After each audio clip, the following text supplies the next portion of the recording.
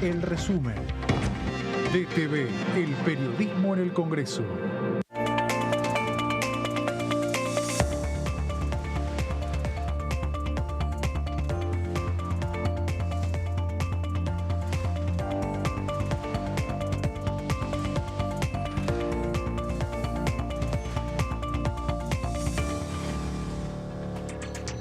Hola, bienvenidos a una nueva jornada del resumen de noticias parlamentarias. Vamos a compartir con ustedes las noticias que suceden aquí en la Cámara Baja, en la Cámara de Diputados de la Nación, en este contexto de recambio de autoridades en todos los poderes del Estado. Aquí en la Cámara de Diputados también se empieza a hablar sobre este recambio de diputados y también de la presidencia de la Cámara. ¿Cómo andas, José? Muy bien, muy bien. ¿Todo bien? Sí, estamos viendo a ver, un viernes que, hacía rato que no teníamos viernes donde aparecían reuniones de comisión a la vista, así que, uno no apostaba Está mucho para... Está tranquila esa agenda parlamentaria. Sí, pero la semana que viene vamos a tener, se va a activar un poquito y ya la vamos a ver.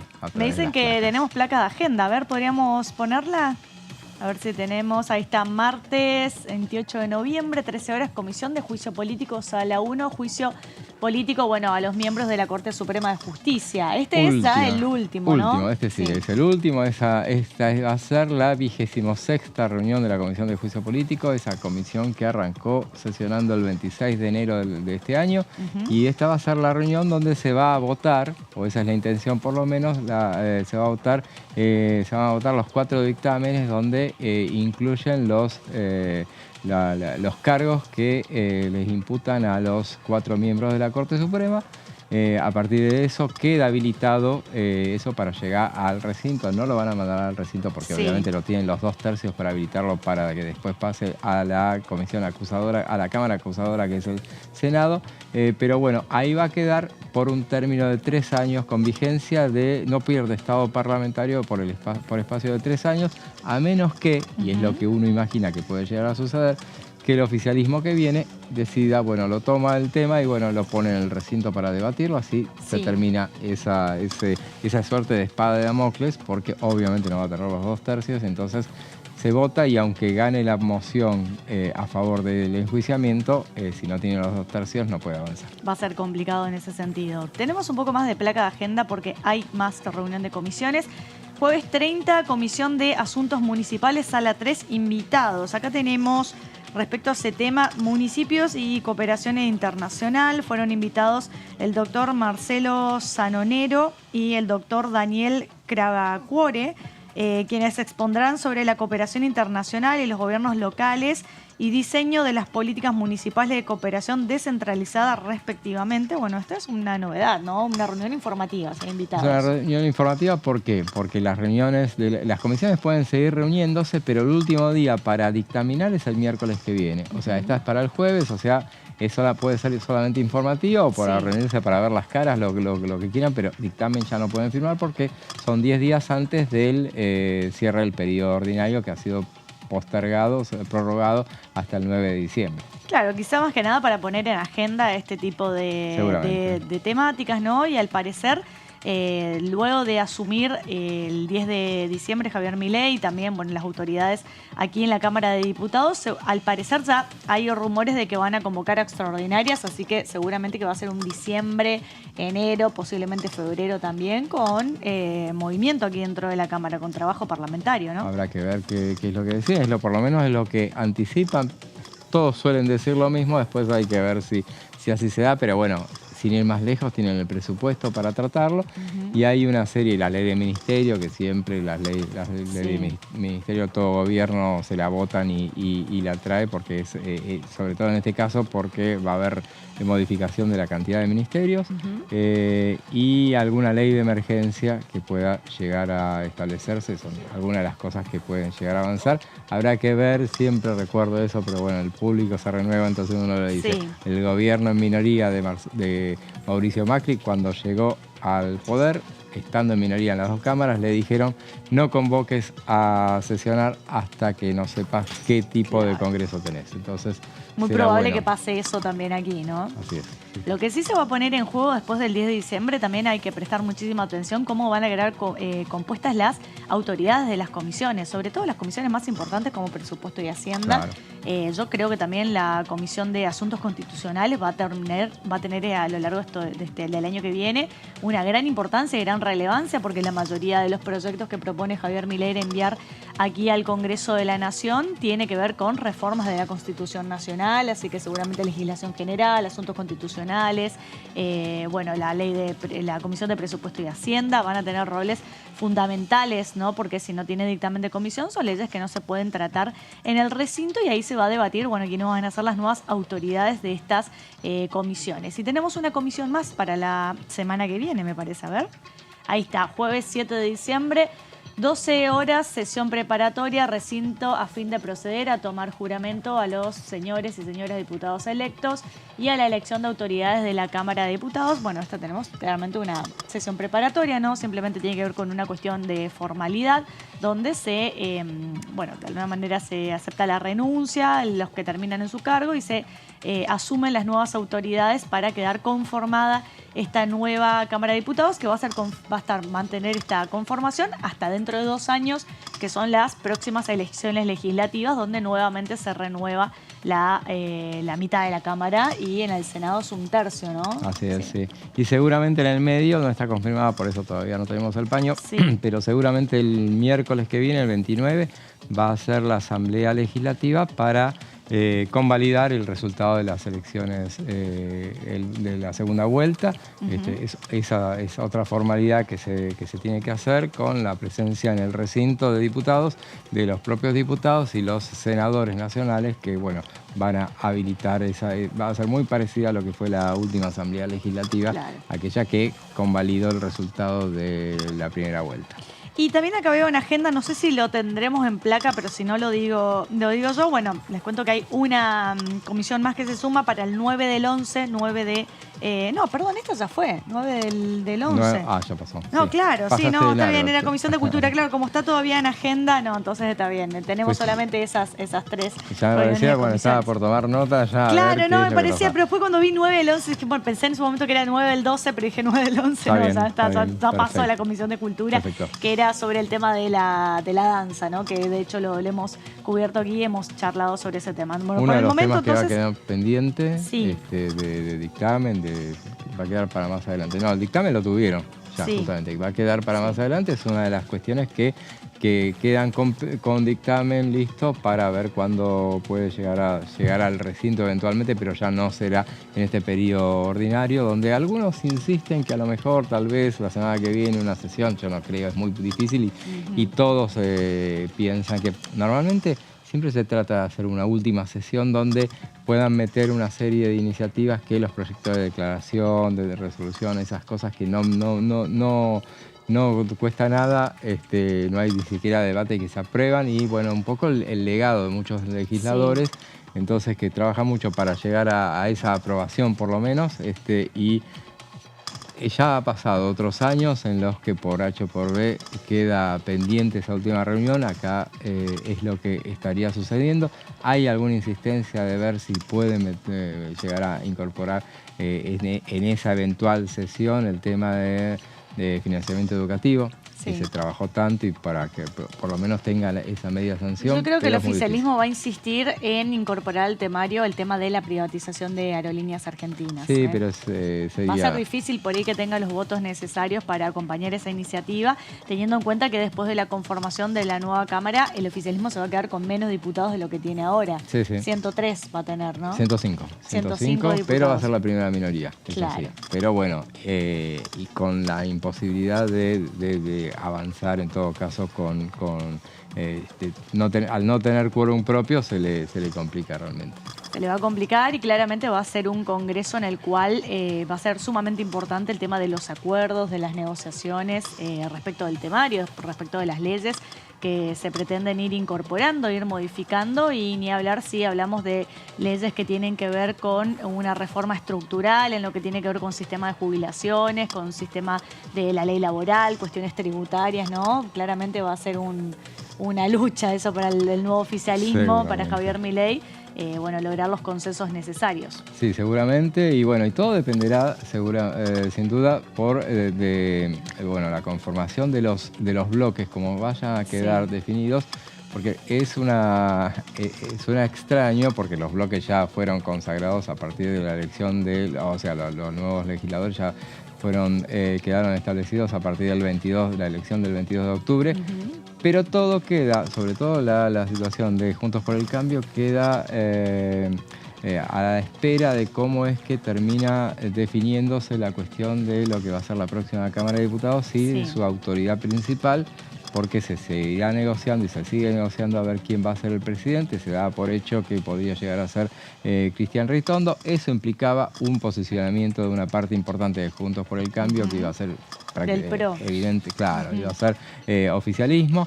En el caso de que así no sucediera, porque bueno, con el correr de la jornada uno pensaba que a esta altura ya se iba a saber eso, bueno, tendrá que ser en los primeros días de la próxima semana.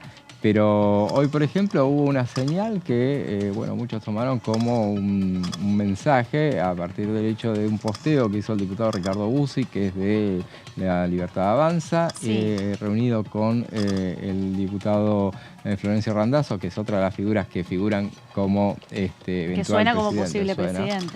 Y entonces esa imagen, y que el mismo legislador lo mencionaba como con signo de pregunta, futuro presidente de la Cámara, y hablaban de la necesidad de encontrar consenso. Bueno, lo muestra muy dispuesto al diputado Florencio Randazzo. Habrá que ver eso en última instancia, si esa fuera la decisión, también cómo impactaría si tiene los votos necesarios. También, tema, porque ¿no? habrá que ver, porque te tienen que la votar. Cámara le tiene que votar. Te tienen que votar todos, y habrá que ver qué actitud toman el peronismo en todo caso. Bueno, si te alcanzan los votos, los votos propios es suficiente, pero bueno. Pero claramente los votos propios no va a alcanzar para nadie. Para nadie, obviamente. Nadie va a tener acá los votos necesarios, por lo menos dentro de la Cámara de Diputados. El Senado está como un poquito mejor posicionado, Unión por la Patria, por la cantidad de senadores que tiene. Ahí quizá en el Senado la va a tener un poco más difícil, el tema de La Libertad Avanza, esta alianza con el PRO también, de lograr los consensos necesarios para aprobar las leyes, pero en diputados hay que ver, bueno, respecto de qué tipo de proyecto y reforma establezcan. Hay un ala de Juntos por el Cambio que acompañaría los proyectos de La Libertad Avanza. Sí, en el Senado ni hablemos, porque realmente la tiene muy complicada. Hay una discusión inclusive por quién va a ser el presidente provisional del Senado, porque por ahí alguno dijo... Y recordemos que el presidente provisional del Senado es una figura muy importante, porque en la línea sucesoria para dirigir el país, en el caso del que el presidente no pueda, el vicepresidente no puede, el que sigue en esa línea sucesoria es el presidente provisional del Senado, que por lo general termina siendo alguien de la oposición. No, el presidente provisional, el presidente provisional no, es del oficialismo en general. Okay. Podría llegar a suceder que, y es una concesión que pide, porque inclusive la futura presidenta del Senado dijo que, bueno, eso es que le corresponde a Javier Milei decidir quién va a ser. No, en realidad no es así. La Constitución establece que lo eligen, y los reglamentos lo elige la Cámara. Claro, entonces si el que tenga mayoría lo podría hacer. Que en ese caso el que tiene mayoría es Unión por la Patria ahí. Que puede llegar a formarla la mayoría. Pero de todas maneras es uso y costumbre que se le deje al gobierno, justamente por lo que acaba de decir, justamente está en la línea sucesoria tan directo, entonces es importante como para un gesto por lo menos. Eso se va a ver, seguramente va a terminar otorgándosele. Pero yo me quedo fundamentalmente por el detalle importante que vos mencionabas al principio, y no es un dato menor, el tema de las comisiones. Cómo se van a conformar las comisiones, porque uno está todos los faroles están puestos en ese sector, en las autoridades de las cámaras, pero el tema de las comisiones es clave. Vos mencionabas la comisión de presupuesto. Claro. Ahí, porque aparte es una especie de proporcionalidad que se le da en función de la cantidad de diputados que tiene cada sector. Entonces, y justamente La Libertad Avanza tiene muy pocos en esa relación. Formando alianzas, bueno, habrá que ver. Se le otorga en general las comisiones principales se le dan al oficialismo, presupuesto se le suele dar habrá que ver qué Y bueno, y hablamos mucho de la tarea quizá difícil que va a tener el próximo presidente de la Cámara de Diputados, pero también la tarea que va a tener Victoria Villarroel, que va a presidir el Senado de la Nación Argentina en la conformación de los consensos necesarios justamente para poder de alguna manera seguir el curso adelante con estas reformas que establecería Javier Milei. Y también sumamente importante lo que dice José, porque para llegar a la instancia del recinto primero tenés que pasar por la instancia de las comisiones. Si no tenés un presidente que te traccione de alguna manera el consenso dentro de la propia comisión para que te firmen el dictamen de comisión y eso después llega al recinto, es una tarea claramente. Ahí te das cuenta cómo gobernar tiene que ver con buscar los consensos necesarios, porque muchos dicen, bueno, Javier Milei fue votado por el, ¿cuánto? Casi 60%. Sí, 55. 55% de la población, sí, representa a una gran parte del electorado. Pero recordemos que los diputados y senadores de Unión por la Patria, Juntos por el Cambio, el Frente Izquierda, el Bloque Federal y todos los demás también fueron puestos ahí por el voto de la gente. También tienen representación popular y también tienen la obligación de gobernar y de representar a todos aquellas personas que los votaron y los pusieron como legisladores ahí. Y atendiendo una elección de 3/3. Porque esa sí fue de 3/3, no fue el balotaje. Exactamente. Bueno, vamos a meternos en el tema del día de hoy. José, ¿de qué vamos a hablar hoy? Vamos a hablar del tema de la eliminación de la violencia contra la mujer, los proyectos que hay sobre ese tema, y en una fecha tan importante como hoy es el Día Internacional justamente de ese tema. Bueno, y aquí se habló mucho cuando se discutió el tema de la violencia digital, de un proyecto que ya está convertido en ley, porque ya pasó por diputados, ya pasó por el Senado. Vamos a escuchar, para meternos en el tema, a Olimpia Coral de Melo, quien impulsó el tema de la ley Olimpia y todo el debate que trajo aquí en la República Argentina. La escuchamos. Soy sobreviviente de esto que ahora tiene un nombre, ¿no? O que va encaminado a tener un nombre, que es la violencia digital, en específico de la violencia sexual digital. En México, donde soy originaria, hace varios años difundieron de mí un video sexual que yo grabé con mi pareja, ¿no? Ahora sé que ese consentimiento no fue ni autónomo, ni libre, ni independiente, pero que desgraciadamente no solamente se quedó en la privacidad, sino que además se difundió en redes sociodigitales, en espacios a los que mal llamamos de páginas porno, y que cada vez que buscabas en cualquier servidor lo primero que aparecía era ese video sexual con un hashtag, mi nombre y Olimpia la del video sexual, Olimpia la gordibuena de Puebla, de México. A partir de ese momento, claro que yo no entendía lo que pasaba, tampoco tenía una legislación en mi país y tampoco le llamaban violencia digital.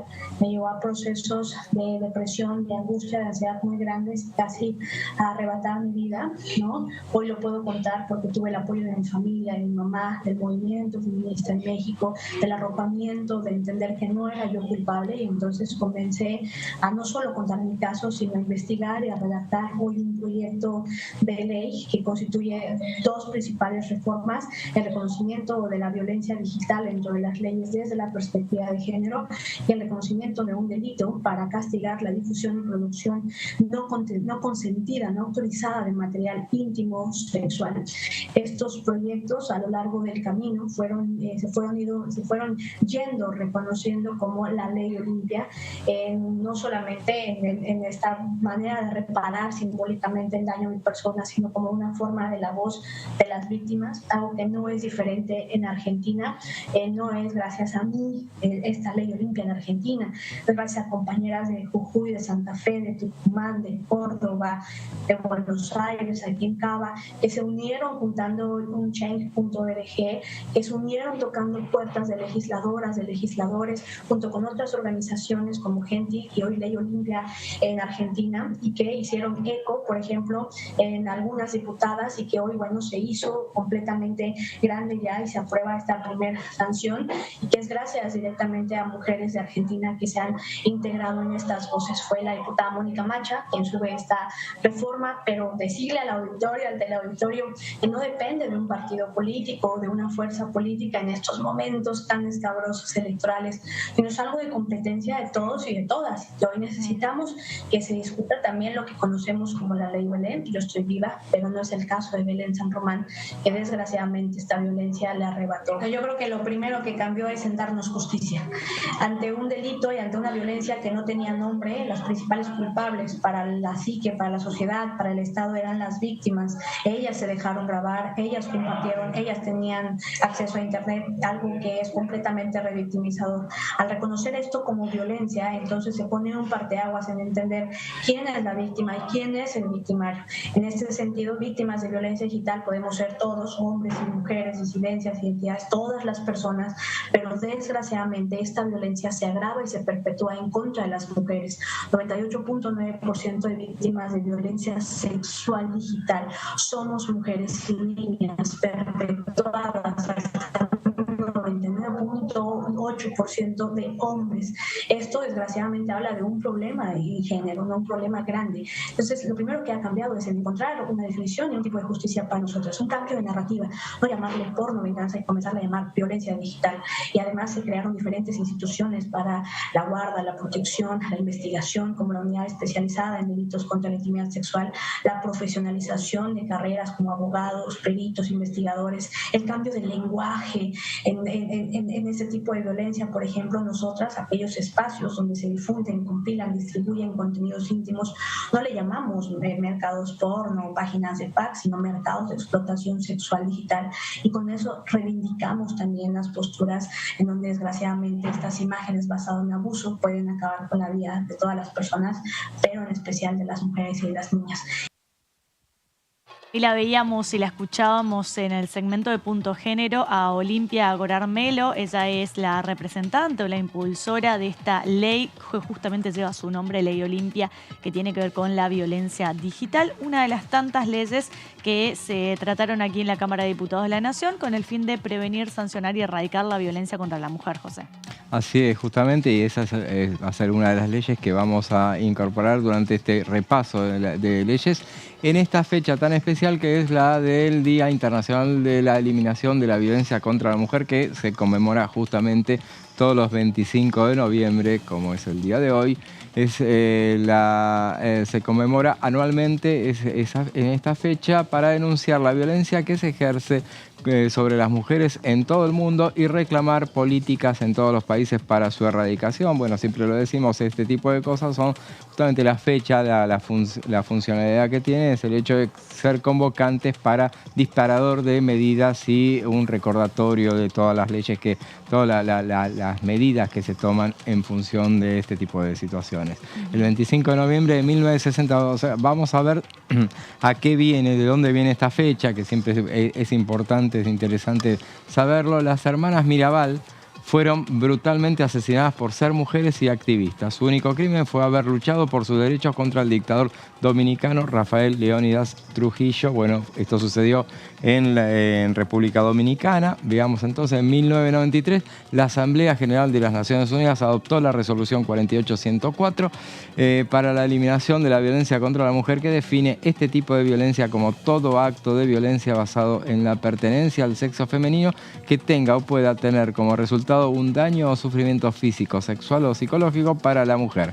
Como así también las amenazas de tales actos, la coacción o la privación arbitraria de la libertad, tanto si se producen en la vida pública como en la vida privada. En consecuencia, en definitiva, para respaldar esta decisión fue que en 1999 la Asamblea General de las Naciones Unidas proclamó el 25 de noviembre Día Internacional de la Eliminación de la Violencia contra la Mujer. De hecho, si miramos en 1993, solamente se hablaba de 3 tipos de violencia: la física, la sexual y la psicológica. Pero hoy en día, si uno mira la ley de violencia contra la mujer, establece 7 tipos de violencia, podríamos decir ya 8 con la Ley Olimpia, donde a lo largo del tiempo se fueron sumando distintas formas de ejercer violencia contra la mujer, como la violencia económica, la simbólica, la violencia política, ahora la violencia digital también, ¿no? A medida que va evolucionando la humanidad, lógicamente que aparecen nuevas formas de ejercer ese tipo de violencia, por eso la normativa se va actualizando a medida que vamos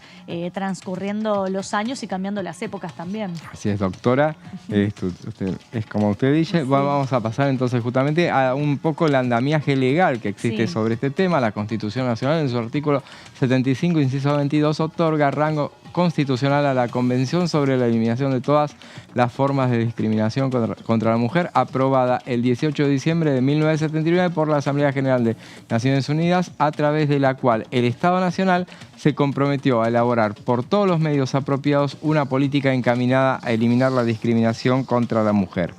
Veamos entonces también, vamos a seguir ese recorrido. En el año 1996, la ley 24.632 aprobó la Convención Interamericana para prevenir, sancionar y erradicar la violencia contra la mujer, Convención de Belém do Pará, en la cual los Estados partes se comprometen a actuar con la debida diligencia para prevenir, investigar y sancionar la violencia contra la mujer. En el artículo 7º, inciso B, este tema debería ser refrendado por las dos cámaras con mayorías especiales. Este año se intentó aprobarlo, después había un sector que no quería, de todo un sector transversal, que no estaba muy de acuerdo con dar la aprobación, entonces hubo un retiro estratégico de un sector, uno de los bloques, el PRO específicamente, y final por otro tema en realidad, pero bueno, la consecuencia final fue que el tema quedara postergado porque no se podían arriesgar a ir a una votación, perderla, y entonces ya quedaba invalidado para avanzar sobre esa cuestión.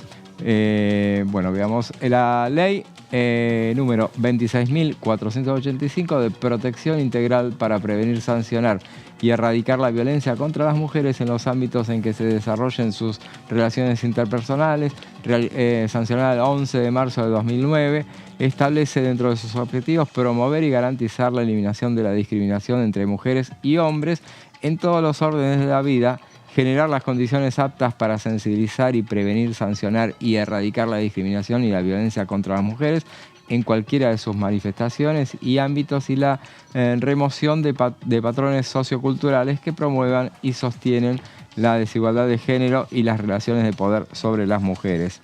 Sí, hasta acá, bueno, llegamos un poco a la cantidad, a ese andamiaje jurídico. Hay muchas más leyes que tienen que ver con el tema de la mujer. Vamos a ir avanzando también sobre nuevas leyes que se han aprobado en los últimos años y los proyectos.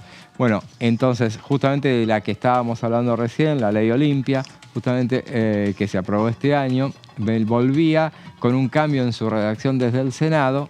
Eso se aprobó en la Cámara de Diputados, que había sido la Cámara de Origen, pero volvió entonces el Senado con una modificación que fue atendida, que tenía que ver con la palabra violencia política que le faltaba.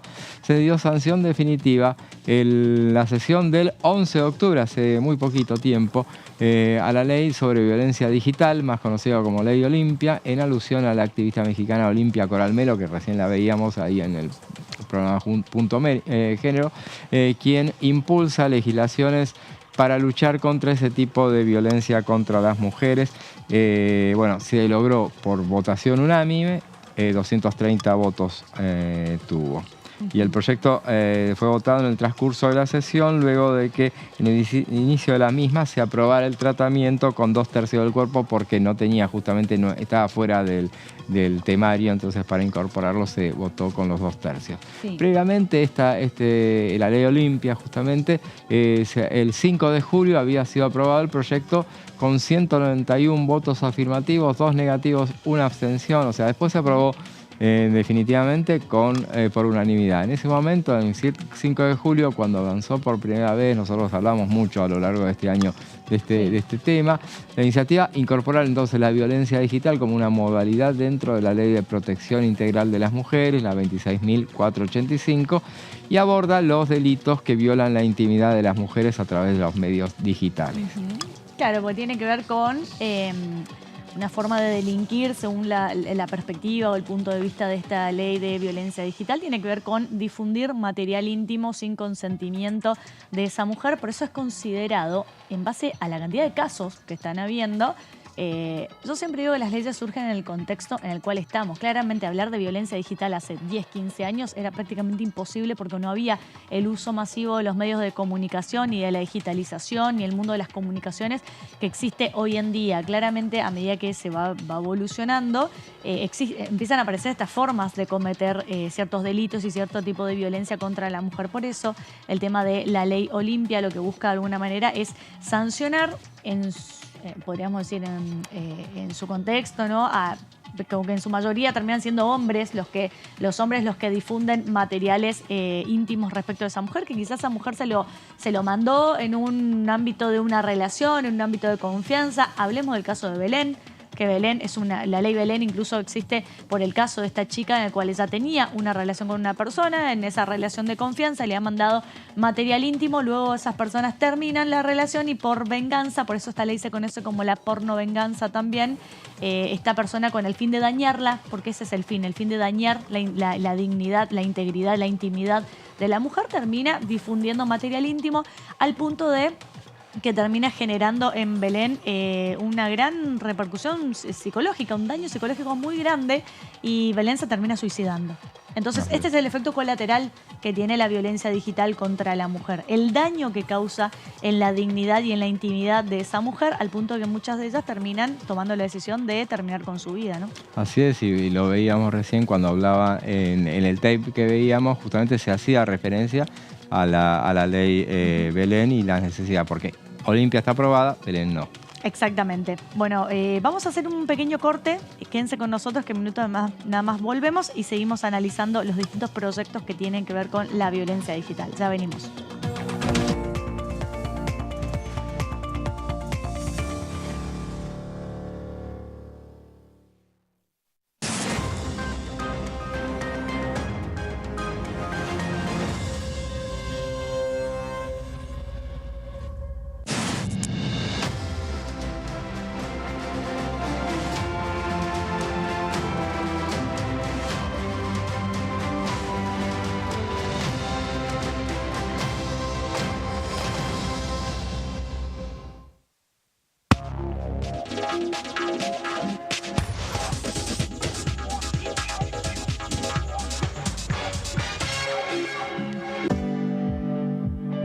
Si somos dueñas y dueños de nuestros libros, somos protagonistas de un futuro mejor. Por eso, entregamos libros a millones de estudiantes en todo el país en solo un año. Además, otorgamos becas educativas para que las chicas y los chicos puedan terminar la escuela. Realizamos obras en universidades, fortaleciendo el sistema universitario nacional. Y este año, otorgamos y renovamos becas Manuel Belgrano en carreras estratégicas para el desarrollo productivo del país. Con más educación, construimos un futuro mejor. Conoce más en argentina.gov.ar/protagonistas. La educación nuestra bandera. Ministerio de Educación. ¿Cómo andan? Buenas tardes, buenas noches, ya cerrando el día. Tengo información extraoficial de que que 2 jueces habrían hecho un descargo por escrito. 2 descargos por escrito. Sí, no sé, de todos modos, por más que hagan descargo por escrito, en la próxima reunión, si quieren, pueden estar presentes. Tuve 22 meses, presenté 40 proyectos de ley, acompañé más de 120. Estuve en proyectos muy interesantes y en leyes que se aprobaron muy interesantes para la gente, que es lo que nos queda, ¿no?, de este paso tan corto por el Congreso, de un equipo de trabajo increíble, de compañeras y compañeros del bloque, en donde pusimos todo para poder trabajar en pos del bien común. DTV, tercera edición, de lunes a viernes.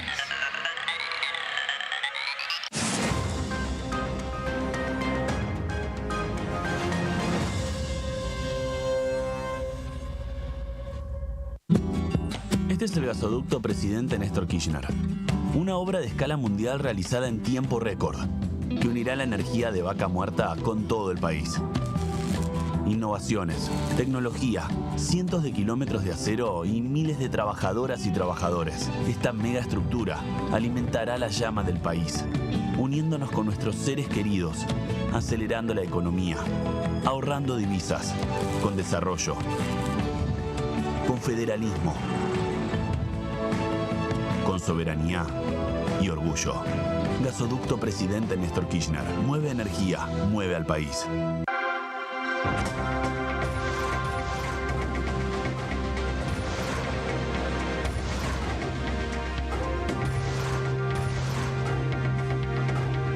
Ellos son tu voz en la tercera edición. DTV, el periodismo en el Congreso. Lanzamos líneas de crédito para trabajadores de hasta 400.000 pesos a devolver en 24, 36 o 48 cuotas. Y detrás de ese dato, más argentinos pueden progresar.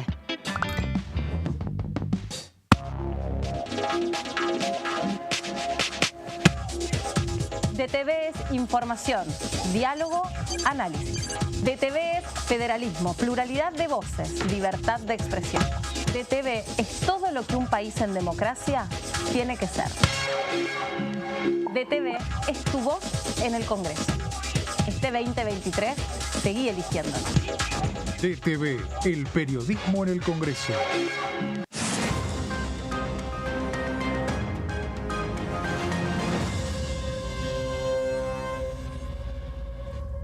Hiciste la colimba entre 1975 y 1983. Tu testimonio aún puede ser clave para hacer justicia. Lo que hayas visto y oído en dictadura es un aporte fundamental para llegar a la verdad. Para más información, entra a argentina.gov.ar/fuicolimba.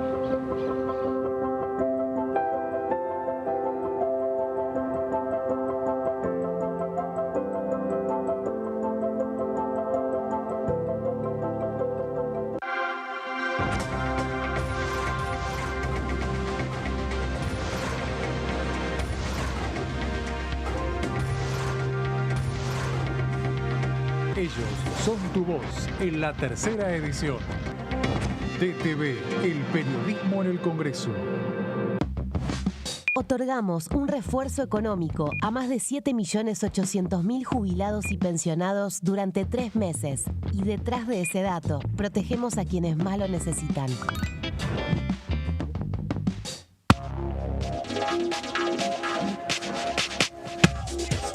DTV es información, es diálogo, es análisis. DTV es federalismo, libertad de expresión, pluralidad de voces. DTV es todo lo que un país en democracia tiene que ser. DTV es tu voz en el Congreso.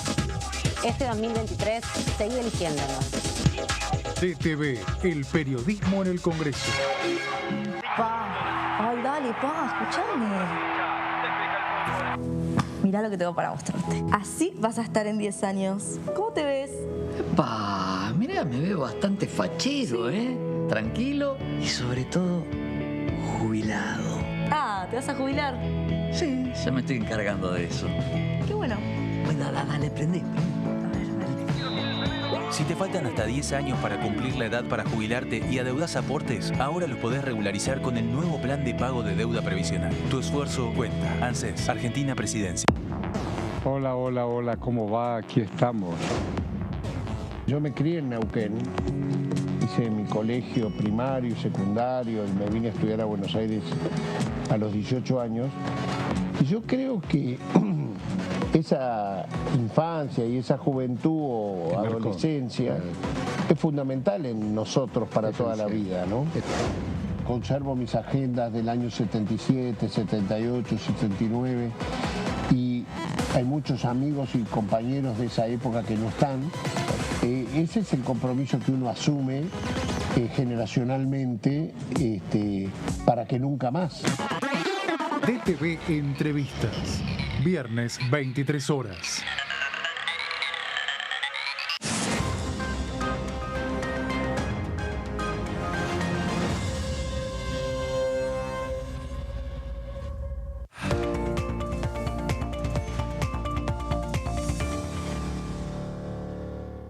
Continuamos aquí con el resumen de noticias parlamentarias. Estamos haciendo un repaso de las distintas legislaciones, distintos proyectos, distintas leyes que pasaron por aquí por el Congreso de la Nación Argentina en pos de prevenir, sancionar y erradicar la violencia contra la mujer, José.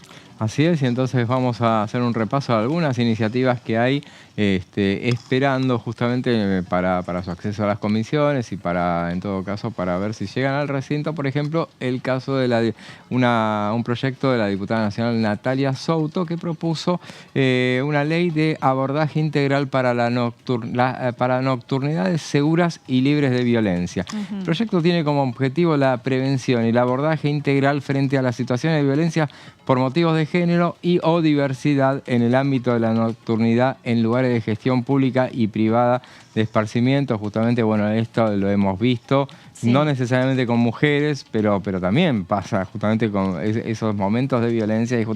Y esto, atendiendo esta situación, la iniciativa prevé generar, por ejemplo, capacitaciones de los dueños, gerentes, directivos, socios, personal de los bares, de los restaurantes, de los pubs, de las discotecas, lugares bailables, hasta los de teatros y establecimientos donde se desarrollan recitales, todo aquel lugar donde después a la salida o en el interior también de los mismos se puedan generar en el ámbito de la nocturnidad situaciones de violencia. También propone establecer un protocolo de actuación para la atención de situaciones, por ejemplo, también el de caso de acosos, discriminación, violencia por motivo de género y o diversidad, todo sea en los espacios de ocio nocturno. Esa es un poco esta idea interesante de la diputada Natalia Souto, que la dejamos acá. Sería interesante que sea recogida antes que pierda estado parlamentario.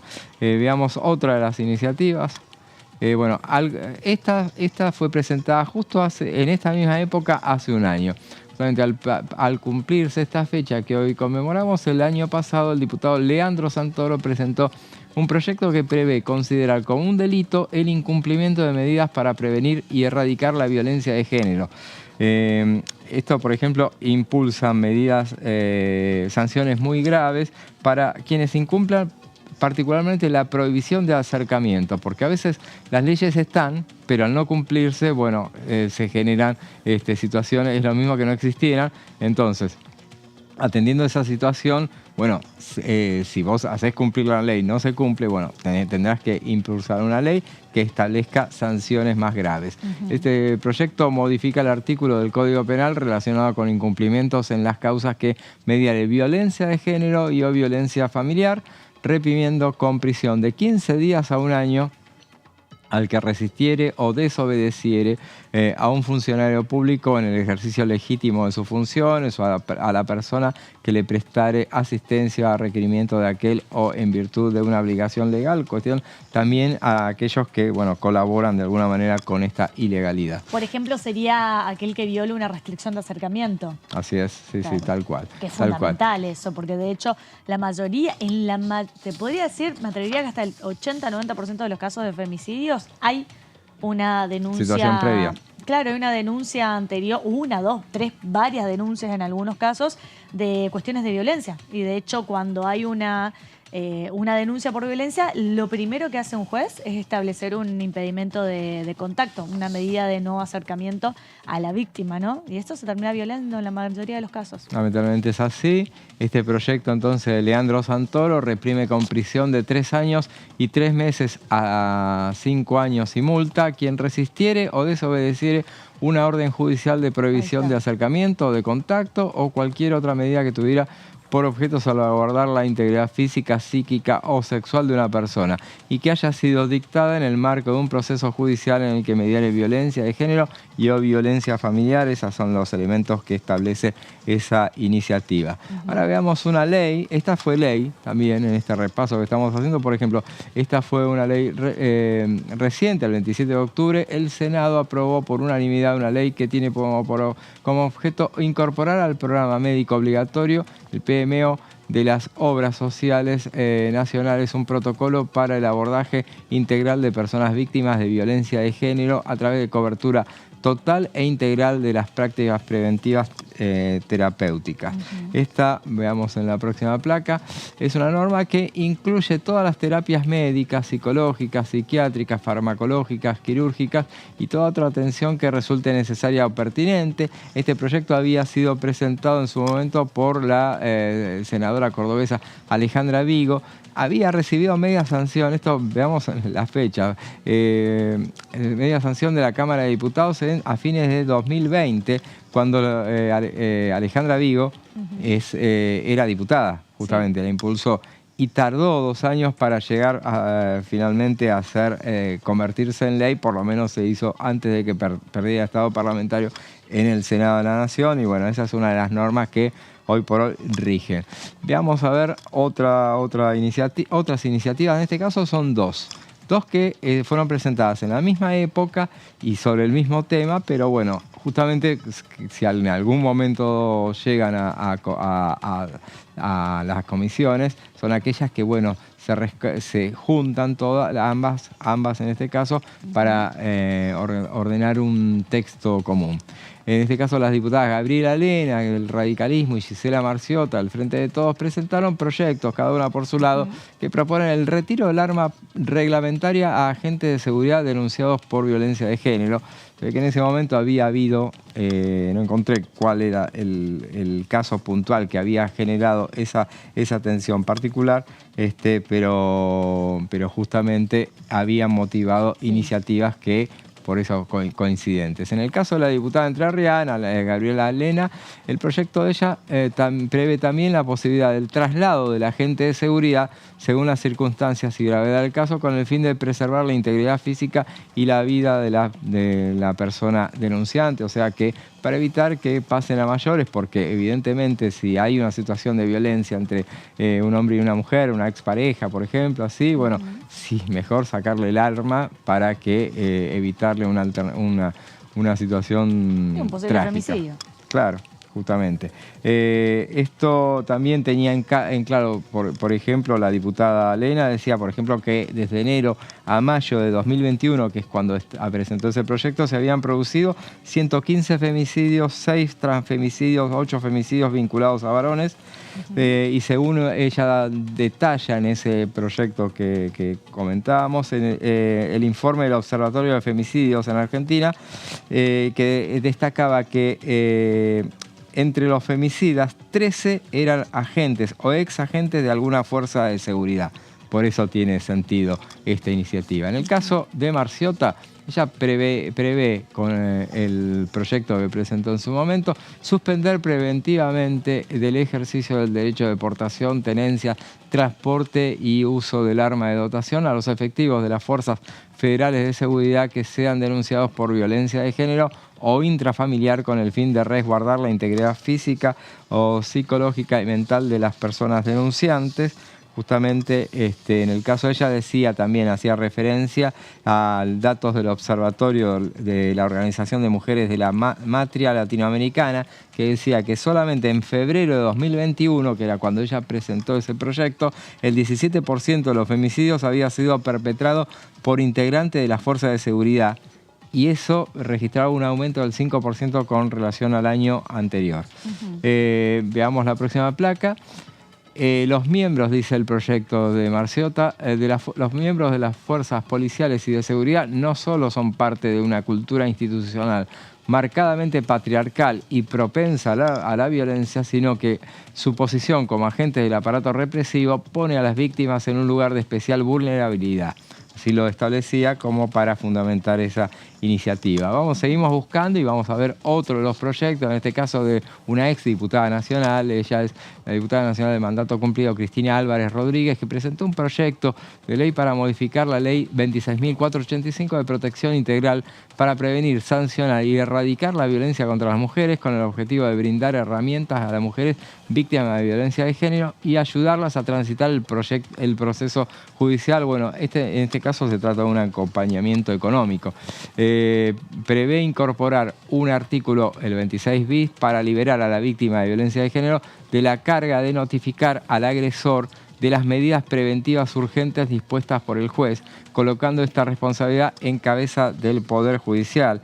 Eso decía, por ejemplo, decía la diputada Álvarez Rodríguez, que cuando la justicia dicta una perimetral a la víctima, la que tiene que ir a la comisaría a decirles que hay una perimetral, justamente informarles sobre ese tema, para que actúen los policías, es justamente la víctima. Entonces, no solamente te revictimiza, que son unos procesos que para la autora de este proyecto están viciados, y por eso se propone que la notificación sea una carga del Poder Judicial, justamente, y no quede sobre los hombros de la mujer que denuncia un hecho o una situación de violencia. Veamos entonces otro de los proyectos.